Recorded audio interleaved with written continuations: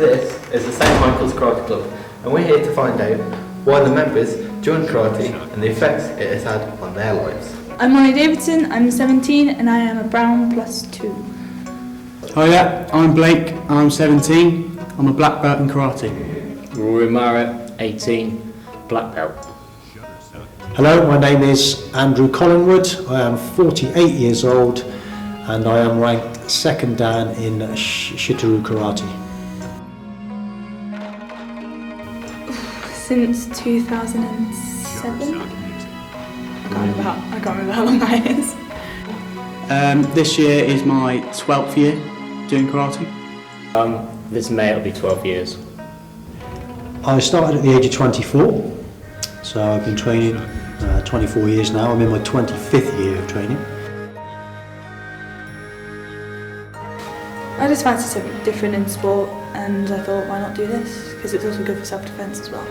There was a couple of reasons. One of the big ones is that my family do karate. My dad is the sensei of the club I attend. My granddad is also the sensei of the club before, and my uncle is also a black belt. So sort of a family tradition. I didn't decide, my friend went to karate and then he was like, oh, why don't you come along? I was like, yeah, alright. And yeah, he left within like 6 months and I just stayed. The reason why I started was it's a family thing. My brother started training when he was 6. My father took him to the sessions and my father eventually decided to train himself at the age of 43.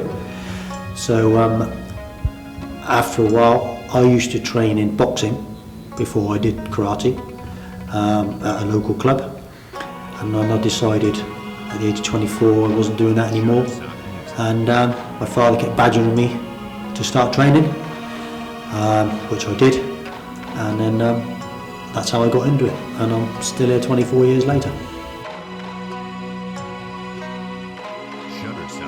Learning something new, learning to protect myself if I'm like out in town or something and someone attacks me, I know what to do and all that, and learn different things. Like hopefully we're going to do like a nunchuck course, so that'll be good to learn how to use nunchucks and stuff. Definitely the self-defence side, because everybody in their life is going to come up to a situation they might not be feeling comfortable in, and karate can help you get out of that a bit better than just maybe going all out and then ended up in trouble. Self-discipline yourself, patience is a big thing. Yeah, self-defence really. Well, obviously you have the, especially now I'm getting a bit older, a little bit of fitness there. You know, you don't sit idle, gives you something to do. Also again, being the instructor of the club, I have to be here, so that is another thing that gets me out doing stuff. And yeah, and it's become really, at a very early stage, you realise it's not something you do twice, 3 times a week. It actually becomes part of your life. So you live your life how you would train. Our club's grown. We need more people. Maybe people that are a bit older, because we got a lot of kids coming through, and there's not many adults. And it does get quite boring when there's just 2 of you. So yeah, more adults come through. Now I can fight. We are part of a independent karate association, which is called it's called IMMASA, which is Independent Martial Art and Sports Association. It welcomes any martial art, I believe, other than like cage fighting, those sort of things.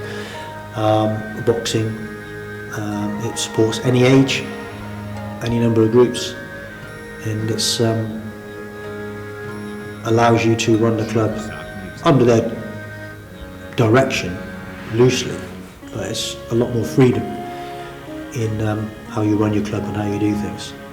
I joined them only 2 years ago because, as with a lot of things with people in general and associations in general, there's a lot of politics involved, And my previous association, I was with them from 1991, as I say, till 2 years ago, and left them purely because I don't get involved in politics. That's not what my karate is about, and I don't get involved in money. I think that this should be taught at my level, and you know how I want to do it is not. I don't want to earn any money out of it. I just want to do it without any politics and egos. And over the past 2 years, we've achieved that and seen some massive differences in the way we are able to operate. Less restrictive and a lot more fun. Anybody really can join. We advertise anybody of any age from sort of roughly the age of 6 to 60 plus, as long as they're able to do it. And you know, even people of different incomes, different social status, different abilities, physical and mentally.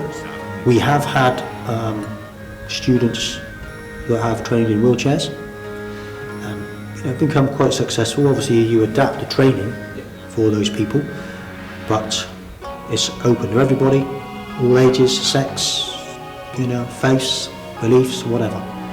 As long as they want to come through and train, then I would encourage them to do so. Whoever comes through that door, they can get out of what they want.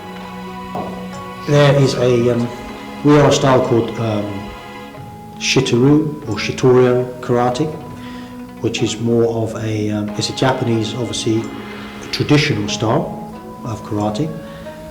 There are only 4 traditional styles, and a lot of people argue that they are traditional, but as with anything, it's set down, it's written down what those 4 styles are, and we follow one of those traditional styles. So in that there is a laid down syllabus, and there's a grading system.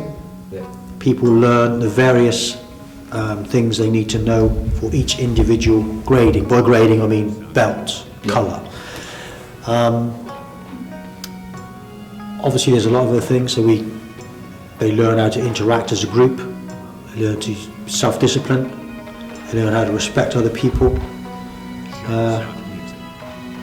and hopefully they learn a lot about themselves.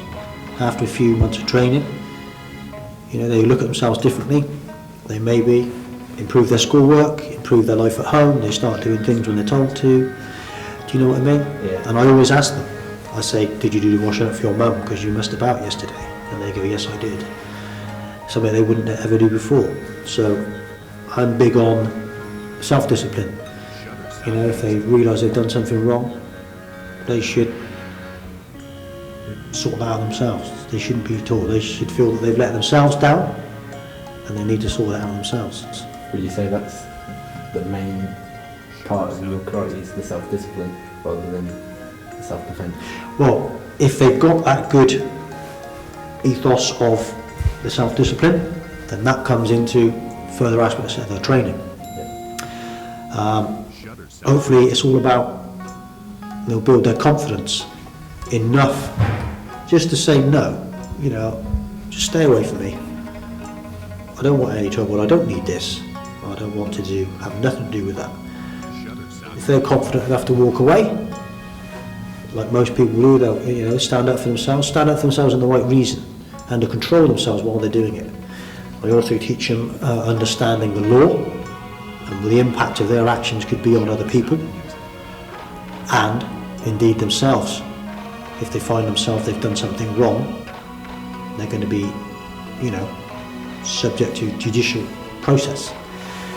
I teach them that, what they can and can't do and why they should and shouldn't do. Do you know what I mean? Obviously it's a different scale for children than there is for adults. Yeah. But basically they come here, they learn self-discipline, they learn the style of karate that we teach, and if it goes into a self-defense scenario, all that training should encompass to that 1-2 seconds they need to make a decision on, do I need to defend myself and how I need to do it. People are welcome to join the club. I currently have a membership of 50, which is maximum really I want to go to, because there's a lot of paperwork involved. but I never turn anybody away.